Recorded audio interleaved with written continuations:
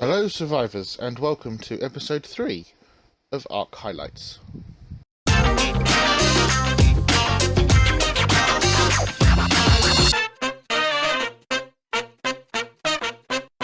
In today's episode of Ark Highlights we take a look at the basics of Ark, whether you're a first time player, new player or veteran of Ark Survival Evolved.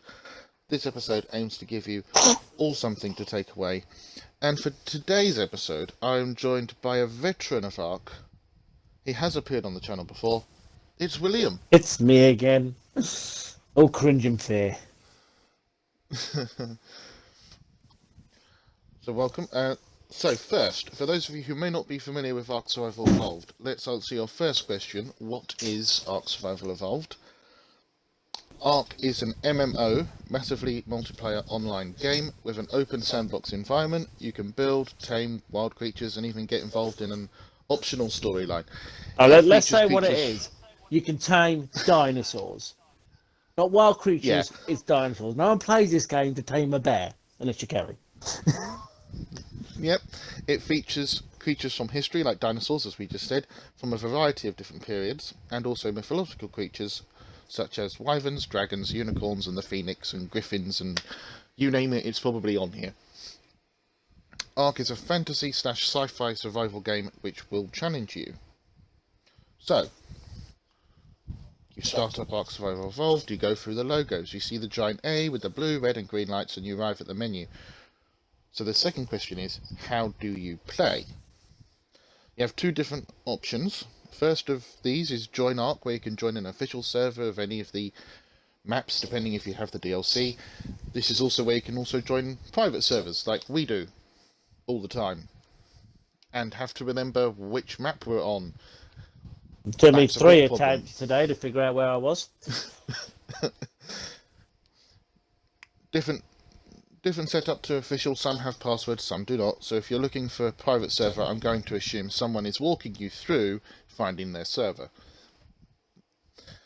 Usually a your friend. Other option, your other option is, if you want to be by yourself, is single player, where you can have the whole map to yourself and do whatever you like. That includes the taming, everything is all there for you. Now we're about to play in the biggest choice of you, which map do you choose? On this channel we recommend either Island or Ragnarok.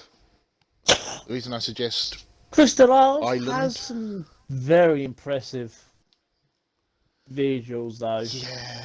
And it is free, so you know it is a map you can start on, and it's not that hard.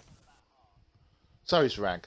Rag is beautiful. The reason I suggest their very first map, if you're a first-time player/new player, I would say Island is great because you experience perhaps a relatively simple map.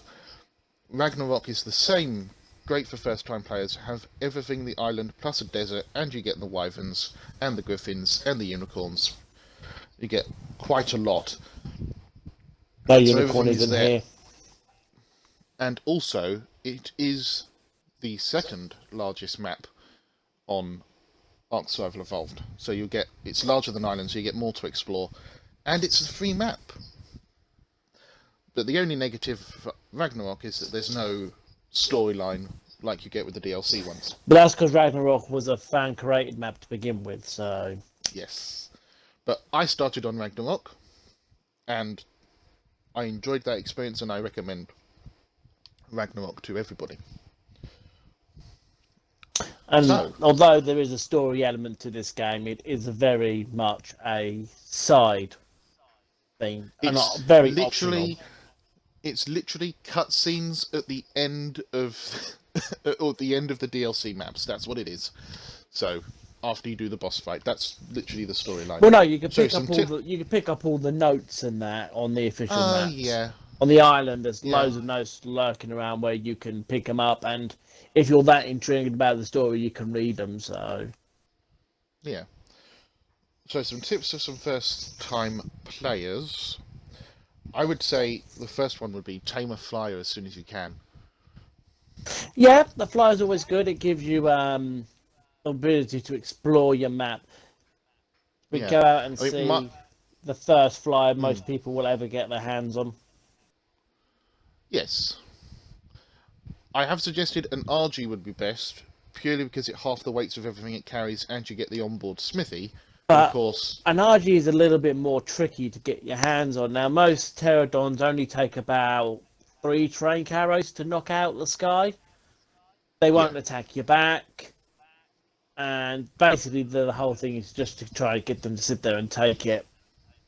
Yeah, and with the pteranodons, you do get the barrel roll, as I just demonstrated. Now, so there are some go for it. Interesting ones. So the pteranodon is a good first flyer if you need it. Other flyers like the Tapejara and things like that offer you more movability and things like that. Hold on, let me just go find one of my RGs. So obviously, as he said, an RG is a good all-round flyer. They are slower than your pterodon, but they're sturdier. And the problem with these is where are you, Jacob? Because I need to get this in shot. I am. Don't worry, I am here. Oh, there. Oh no. All right. So yeah, I'm following you. These things are sturdier. They act as a portable smithy, which is good. And of course, they, as Jacob said, they half the weight of your of whatever you put on them. And these things are just beautiful. I mean, this is one of my prettiest RGs. We have a member that collects RGs, and she's got thousands of just beautiful ones. Okay, I think thousands is a bit of an exaggeration, but yeah. But no, yeah. Also with the RG, they will also heal you if you take damage as well. They have a passive healing thing, so that's always good to remember that one. Was that brought up in the lifestyle? What packages am I thinking of? You know what I'm thinking of, Jacob. The TLCs. Tender Love and Care. I can't remember when they added it, but I think it's always been there. And it's been there for as long as I played it, to be fair. And of course, the other creature that had been mentioned is, of course, the Tapejaris. Mainly just for transport of Tapejaris. It doesn't seem to have many other attributes. Oh, you're already sitting on it. I know. Yeah, with the Tapejara, the really helpful thing is that, one, you get the strafing, that they call it, which is the sort of the helicopter-esque flight. It does help when you're trying to build tall. Yep. Also, I believe... Yep, they can cling onto the side of walls. They cling onto the side of walls. Which is annoying. When you're trying to land them and you get too close to a wall. The other useful thing is it has passenger seats as well. One of the few flyers to have that. And it also has a tech saddle as well. So if you get to that stage where you've done the boss fights and you get all the tech stuff, you can also have the tech saddle on this, which will give you a weapon, which will give you that tech laser as well, which is always useful. So yeah. Again, these are harder to tame creatures than your pterodon. Yes. Better than your pterodon, but harder to tame. Yeah. Especially the Tapejarises. Obviously, you will need to feed your creatures, so depending on what creatures you have. One of my all-time recommendations that I will always recommend is get a stego. Unfortunately, I don't have a stego to show you. Oh no, we have a tech stego down at the bottom there. Yes, I saw it earlier. We had your gift to me. Tech stegos are the same as stegos. They'll do the same stuff. Nothing particularly any different, and they're great for harvesting berries if you need to gather berries for your creatures. Something people forget is that the phoenix will cook your meat as well. So if you've got those poo pigs that like to eat cooked meat, grab a phoenix if you're on Scorched Earth and get one of those, because they are very useful Of course, that. yeah. Of course, if you don't want to, the problem with the Stego is he's a slow boy. Yeah, Um, you can level up their movement speed though. a slightly So faster option would be the trike, tech or normal. yeah, He's only slightly faster and he does the same job. But that yeah, does come down to personal preference. What would you like to ride? A yeah, Stego or a trike. They are essentially the same creature for the same purpose. So this is obviously you've got your flyer, you found a place you want to build your base. Now you're thinking of getting creatures to help you build that base. So yeah. yeah, And remember, the tech variants will not give you meat anymore. They will give you more tech-related items they when give you you kill them. element dust, scrap metal, and circuitry, I believe. Yes. A personal tip from me: stay away from gigas and lava. That's the That's personal just tip. That's not a personal tip. That's just common sense. true. But I've had experience with both, where you're flying your wife and you accidentally land in lava, and it's dead, and also the giga. You know, I've had experience there as Wild well. giggers are insanely strong. I remember once we set a pack of 20 wyverns on one and it decimated them and it wasn't even bloody by the end. Yep. Although Um, the new mechs from Extinction at Ascendant level are brilliant at taking on a Giga if you need to. but that is obviously very late game. Oh yes, and also that's if you started on Extinction Mm. as well. So obviously we've got our base. We've got our base site, shall we say. And we picked Yes. ourselves up a berry picker. So now we need to pick up something that's going to actually help us build the base. Gathering by hand, although possible, is very slow. Yes. So, There are several creatures to help you do this, and I'm going to let William explain those two that he has. one of my favourites is the rollerball, also known as the Doedicurus. But obviously, Yep. as I just demonstrated, there's a good reason we call it the rollerball. This thing is a beast at picking up rock. It Yep. uses its tail attack. That's rolling in again. It uses its tail attack, and it will just swoop up the rock. And it lightens the amount of rock that it carries. Does it? So I it didn't know that. does. It does. Yes. I think it's like 25%. So it is. Not as much as the RG, No, not or as much as the or art. It doesn't half them, but it certainly does lighten the rock load. Um, Jacob, look at this. There's a Gallimire stuck in the wall. It's funny. oh yeah, so there is. Right. Back to the question in hand. Well, while we marvel at The the funny part of Ark. Yeah. Now you're going to need metal in the early stages and a lot of it. So yep, may I introduce the Ankylosaurus, or Anki, or as the Anky for nickname short. goes. It will scoop up metal like no bugger's business. It halves the metal it carries. And to be all fair, it is quite tough. You can take out two or three like light predators with this without a problem. Don't shoot it, Jacob. Now there's a dead Gallimimus in the wall. I just thought it was alive. But yeah, this thing will pick up metal like no bugger's business. I think on a low level Anki you can get 500 metal home, and it only increases from there. And of And course, also they are very good creatures to have as a defense as well if you really need to. Another one that I'm recommending is the Equus. Very difficult to tame, they have a very but interesting taming system. yep.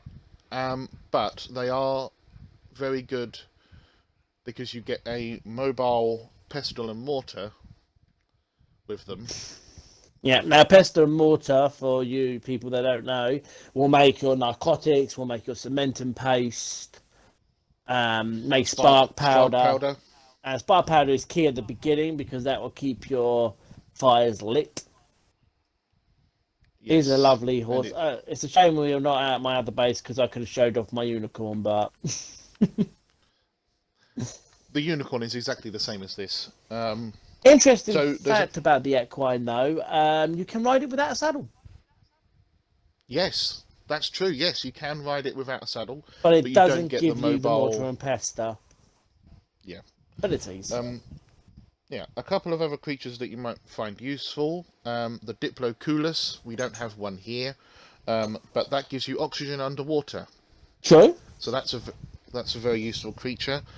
And of course, Again, we've got what I don't have here because unfortunately my one's got transferred to a different map that didn't survive. Was a wood collector. Now, if you're on Scorched Earth, you're looking for a thorny dragon. Lovely yep, creatures, and they also come with various attacks actually, but they yes, are they do. vicious. Yes, great for wood and thatch. And of course, on island, you'll be looking for well, I actually forget their name, but it's the beaver. Jacob, do you remember the name of the beaver? Castorides. There we go. They also work as smithy as well, so as well as a thorny dragon. So Yes, that's always good. and the Castorides will half the weight. Yes, so will the thorny dragon. The only problem with Castorides is they're always in packs. Yes. So you attack one and you get about 50 of them on your tail. Yeah. But you And, don't get no better for wood harvesting than them two creatures. oh no. Another useful one if you're playing on PvP would be the Parasaur. That has quite a good fast mount, but also has the ability to detect enemies as well. But it will detect all things, unless you set it otherwise. But they are very useful if you're on playing PvP as well. And also on the same side of that, the Velonosaur from Extinction, which is now on Genesis Part 2, can also be deployed like a turret, if I remember rightly. It So can. it'll do it. So it will shoot it itself. Did I notice you had a Trippin and Dringus upstairs, William? What's upstairs? The torpedo, as we call it. Yeah, I do have one of him, Crusher. He's my ice transport. Yes, let's go and I because have that one is the mobile grinder, I of have course. two bases on this map. Well, technically I look after three bases, and this is the guy I make my rounds on. Again, I think this is more of a late tame than an early one. And if you started on Crystal Isles as well, you'll get this one. There we go. And there's the jet mode. Got the old jet mode going. Now this thing's got an interesting ability where it does that. Don't know if you call that on camera. I did actually. And it will pick up the current of other flyers to reduce the amount of stamina it uses. And that comes up as a good like wing symbol with three green arrows going through it. So if that comes up when you're flying one of these, don't be worried. This thing also comes with a grenade launcher, which is just hilarious. So yeah, but this is more of a late tame creature. Yeah. They're also a very difficult passive tame as well, so just be aware of that one. You're gonna have to tell them how you passive tame. You bred me this one, so. Trippin and Jingus, they are passive tamed via a unique thing that grows on Crystal Isles. I can't remember it right now. It will come back to me probably. And yes, they are a difficult passive tame because they will fly away. So if you don't trap them, they'll just continually fly away and won't be very useful. But you can eventually get them. As William said, I found a couple early on in Crystal Isles and managed to begin a breeding program of them, and that's how we got this one. Now, of course, the ultimate resource gathering creature, if you're allowed to come into the courtyard, Jacob. Oh, yes. Now, this thing is very late game. and it only appears on various maps. You can get them on Ragnarok. Um, you can get Rag, them. They originally Scorched turned up on Earth. Scorch. This was a creature on Yeah. Scorch. This is a rock golem. Now you've got to fire cannonballs at its face to knock it out, and then you can tame it that way. Unfortunately, Yep.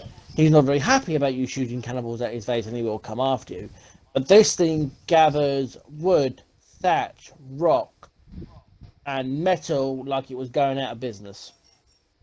I think the smaller one, the rubble golem, which appears very rarely, is a better one for metal, I think. I believe he's better for But this, metal, yes. but But this one, and also this one will eat stone as well. yes, that's an interesting thing. They eat stone. Now we've shown you all these wonderful creatures you can get. Although I've got to show you this thing with the rock golem. This thing is hilarious, Oh, and I love to do it. the hide. The disguise as a rock. So when you meet these things in the wild, these are the sort of rocks that they will be hiding under. And then they just Yeah. burst out and start attacking you. But you can do it when you tame them, it's great. Yeah. Kind of. If you've got a base on PvP, I'm assuming this will probably be rather useful to hide it like that, because the players coming to attack you probably wouldn't see you. A couple of other creatures that are useful. The new Maywing from Genesis Part 2. That can be used as a nanny now, so you can now go away, leave your creatures, and come back. Oh yes, the And duck-billed they will be platypus. yes, and that will be very useful. Another interesting one, the oil bug. That will give you a small amount of oil if you're struggling to find oil. And there's The also oil bug. the June bug, which are found in roughly the Yes. same places, which will be very hot, deserty places. And of course, that will give you a small amount of water to stay off dehydration. Another good point on the water is the Morellotops or Water Boy, Ah, which the have good a old hump, water boy. which also carries water for you to drink from permanently, so you can always drink from that one. Beehives, they'll give you honey, but be careful when trying to tame them. Update on taming beehives: the tech suit will now protect you from the bees, Will it so now? you can now go and do that. The and we don't have one here, but the Scorpius, or Scorpion as we all call them, is useful for taming dinos. It knocks you them can out, use doesn't it? you can use its stinger, but be careful because it will do more damage than the usual trank arrows or tranquilizer darts, whatever you want to use. And before we move on, I must mention oviraptors and unicorns do not increase your chances of twins or triplets. It is mere coincidence that these creatures are standing there and it happens. Oviraptors give a mating boost, not a chance of twins or triplets. So, just to correct that information that's out there, what like this series is trying to do, and that's a very useful thing to do. Another thing you probably might have heard about Ark, lag. It's a big issue. So if you want to try and avoid lag, then try not to build large bases or tame a large amount of dinos. One or the other, or both, can cause lag. So for lag avoidance, try not to have 1,000 raptors or a huge base covering an entire plateau, as both of these will cause. I mean, this base alone takes about two to 3 minutes to render in once I fly into it, and this is quite modest compared to some bases I've seen. So Yes. there's a thought. Now, obviously, you're going to find that you do need to eat in this game if you're not in creative mode. So we'll ignore Jacob because he never plays in creative mode. He never plays out of creative mode. So you're going to want to get yourself a carnivore. Now, where are you gone, Jacob? Because we're going to need to video record this. Now, of course, I'm here. everyone wants it. Let's be fair, it's the whole reason you bought the game. You want a T-Rex. They are a beast. But if you just started the game, you're in a pipe dream. Because these things are a beast and they will kill you on sight. They're very aggressive. Although the funny fact, they will make creatures poop themselves when they're raw. So, you know. I don't know why they added that, but I'm glad they did. Now, most people go for a slightly smaller carnivore called a carn. Oh, what's it called? Jacob, help me The out. car, the Carno, It's not Carno, Carno. Yes, the Carno. I think it's got a more long-winded name. We don't have one. Carnotaurus. We don't have one here to show you because obviously this is a late-stage base. That will get you a good amount of meat, a good amount of hide, which is quite important later on in the game. And same for the Allosaurus as well. That's Yeah. another smaller version of the T-Rex. The If you want to problem get with up the to that Allosaurus stage. is he does come in a packs of 3. Yeah. So again, isolating them can be an issue. You might have noticed the same of a lot of the same dinosaurs as we've been walking around. Oh god, I always forget their names. But basically, these are Tyrannosaurus. fast, fluffy T-Rexes. They also come with 2 cries. One will confuse the enemy. The other will buff your allies. The problem with these, there's 2 big problems I found taming these things, and believe me, I've tamed enough of them. They usually come with a pack of 3 Carnos around them, which it will be buffing. And when you can finally isolate it and get its tool code down low enough for it to run away, it will run away. This thing has nothing on the Roadrunner. My first lieutenant, my first fluffy, as I call them, that we tried to tame, we went all over the Ragnarok desert taming the damn thing because it just ran for miles. And you will find these things in the snow biomes more than anywhere else. Equal. I found a lot of mine in the desert. There's a few in the snow. But again, particularly on very island, pretty you'll find colours. them in the snow. They come in very pretty colours when the colour packs knock in. So, you know. Oh yeah. When you get the events going, you can really get just in the distance there. You can see a couple more there. Yep, there's one of my original ones over there. I do have a bit of a breeding going on here. Something more useful is finding what you like to do on Ark and stick with it. So some people might like the grind of Ark and want to enjoy the grinding. Others enjoy the building and exploring new techniques to build really cool buildings without the need to grind. So that's what creative mode offers. Some, like myself, enjoy the taming side of things, and finding out all the ways to tame the different creatures of Ark without cheating. At the moment, I'm working on the Astro Delphus, or the space dolphins, and trying to get a way of taming those. And they are passive, which is a new one. I haven't done passive in a while, not since our time on Aberration. Right. So that'll be interesting. But everyone has a different aspect that they enjoy, so find yours and enjoy it. Whether you're playing on private servers or official, there's always something new to explore, particularly the Diploculus. That's an interesting tame, just to mention.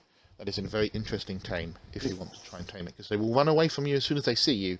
So that's a very interesting tame. Now, obviously, what I can hear people yelling at us in the comments that's never played Ark. I've got all these creatures. What, do I got to put the food on the creatures? But of course. I can hear that too. No. Unfortunately, we've only got the tech troughs here, but you will have something called a trough. Now, if we walk over to the trough, this is a tech trough which needs to be powered, but it does keep the food fresher for longer. But if you walk up to one of my dinos, or if Jacob walks up to one of my dinos, you should be able to see a very faint trough symbol on the dino. It's that little triangle just above the heart there, just for everyone to know. Now, what that is telling you as the player is that dino has found a trough where it can eat from. Yes. And this is how you keep your creatures alive. Now, beginning game, you're going to end up with a wooden trough that will probably take 2 days, if you're lucky, to empty. This thing's been full for months. Looks like this. Jacob can show. There you go. This is the wood version. This is the wood version. We're way beyond wood, but yeah. both the wood version and the tech version will show you the radius that they can feed. So we can activate one of these. Though I do There you like this feature. So as you can see the trough now, if Jacob looks in it, it's empty.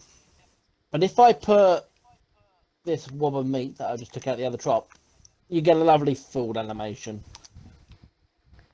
Yeah, and that little faint green circle you can see just going around there is the trough's feeding radius. So it will,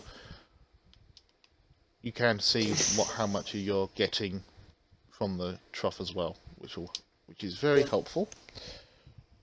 So we can probably sit here, give you tips to help, but it might be better for you just to go and get the game and start enjoying it for yourself. If you've watched this video and you're thinking about getting Ark, or have been invited and not sure, simply seeing what it's all about, here are some ways to get your hands on Ark Survival Evolved. If you have a PlayStation 4 or PS5, Ark Survival Evolved is available on the PlayStation Store currently for £39.99, whatever that is in your other country that you could be watching this in. And don't forget the Ultimate Survivor Edition, which will give you access to every DLC, everything they've ever released, is also on the store for £49.99. So that includes the game with that pack as well. If you have PC, then you have a number of options for you. You can get Ark Survival Evolved through Steam or through the Epic Games Store, both for the same price. Ark Survival Evolved available for £44.99. And the Ultimate Survivor Edition, of course, because we're going to keep plugging that as much as we can, is available for £33.67p, whatever that will translate in the other languages. If you have an Xbox One, all those varieties, because there are many, or if you're lucky enough to have a Series S or X, currently Ark Survival Evolved is available on Game Pass, along with the first Season Pass, which features Scorched Earth, Aberration, and Extinction. And it's free on Game Pass. Once you pay the $10.99, obviously. You have to pay the $10.99 a month to get Game Pass, but it will be free to you to download and enjoy. If you want to actually own Ark Survival Evolved, that's $44.99, and obviously, here it comes, the Ultimate Survivor Edition is currently available for $44.99. If you would like a hard copy of Ark Survival, so you want the disc, Xbox One is £33.53 from Amazon, and PS4 is £29.28p, also from Amazon. Well, you could probably find it on eBay. Probably. You can probably find it on so many different places, but I deliberately made sure I got the places, so I'll put as many links as I can in the description to Amazon, Microsoft, PlayStation, Steam, and the Epic Games Store, so you can find your copy of Ark Survival Evolved. Going to have to know about buffs. Oh, yeah. And other warning signs on your screen. So, as you can see from Jacob's layout, you're going to have a screen, and where his little spanner and hammer is telling you about his buffs. Now, if you don't play in creative mode, you can get a number of buffs very quickly. And they're quite a few, but at the top of my head, you'll get a hungry buff, a thirsty buff. So obviously, if you let your phone get too low, you'll start getting hungry. If you don't drink for a while, you'll get thirsty. Those are on the right-hand side of the screen, with a drip for a water symbol and a ham or joint for your food. Obviously, mine are not going down because I'm in creative mode, but they will go down if you're not in creative mode. Also, if you fly into very warm areas, you'll start to dehydrate quicker. And if they get too warm, then you'll start to die from heat stroke. Opposite effect with the cold. Well, not opposite effect. You're going to get cold, which means you'll use up more food, or you'll get an ice cube, which means you are dead in a matter of minutes. As we like to call it, the murder snow! And that is where Ragnarok has its most famous for, its murder snow, which is where you will take on damage permanently very quickly. And of course, there's toxic.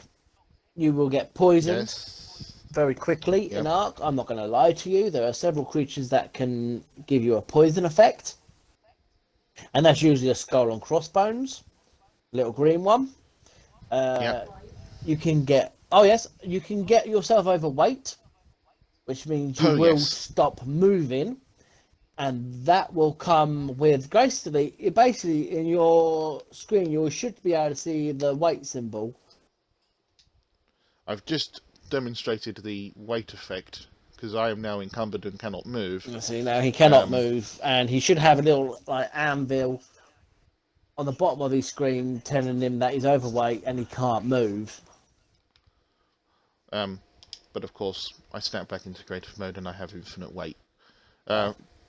Reason why I'm always overweight when I come out of creative mode is because I have, as you can probably see on the hotbar, everything is ascendant, and that weighs a lot. So, And of course, that's something we needed to mention. There are several grades of equipment in Ark. There's yes, basic, which means primitive as they call it. is the basic model. No wheels, no bells or whistles. And then you get. Now you're going to have to help me with this joking. I believe it's Journeyman next. I think it's Journeyman, Apprentice, Mastercraft, and Ascendant. Each one grants you a higher rate of damage or whatever tool it is, higher rate of collection. The best being the Ascendant. Each one takes longer to break, and each one gathers more things. But on the negative side, the better it is, the more it costs to repair. Yep. Well, it doesn't. The more it costs to make. And so repair. making Ascendant. Have you ever tried to repair an Ascendant pickaxe? Costs like 100 metal. Yeah. Doesn't really impact. The repairing doesn't really impact on myself because obviously we're in creative mode. But obviously, if you're playing and you have something Ascendant, it's very difficult to actually make Ascendant gear. There are only really 2 recommended ways of doing it. Some of the things you can use are castorides on, which will enable you to make some things Ascendant gear because they have a very high slot count. The other one is you might need a tech replicator to make some of the things, but not everything can be made because there isn't enough space. And of course, So what you might ask now is, how do I get better equipment? Well, you will find drops and they will give you blueprints, and the blueprints will probably be better than what you've already got. Let's see if I can... See if you can go find a drop. Shame we got rid of the red one that was appearing in the base. Yeah. Let's see if I can find one in the distance. Just so you can see what there's one. Look. So there's that little spark there and a line coming down. That will be your drop. Now I believe it's white is the worst, and I think red is the best. Yes. Oh, bear this in mind. That doesn't apply to Genesis Part 2 for reasons that you will find out on episode 18. Well, the drop colours do not apply to quality in Genesis Part 2. So. But yes, I think that's all the essential information. So yeah, as Jacob said, get the game, play it, see if you like it. Yeah. Obviously, the next episode is going to be something for those long-term players, which is the difference between admin commands and server settings. Very much looking forward to that episode and going through what the difference is. Your own servers. Yes, again, server setting, again, another episode if you have your own server. Obviously, Danny's episode has just been released, so there'll be this one is a sort of follow on from that. And the next episode of Ark News, episode 18, will be the Genesis Part 2, the Grand Tour, going through everything that's now in Genesis Part 2, on the map side of things. We'll go through that. And also some other information that has come out from Wildcard recently as well. If you have any questions about anything we've discussed in this episode, or Ark in general, be sure to leave a comment below. Make sure you subscribe for the latest Ark news and Ark related content. Make sure to hit that notification bell, ding, to stay up to date. All that is left for me to say is to say thank you very much to my special guest for this episode, William. You're welcome. And see you next time, survivors.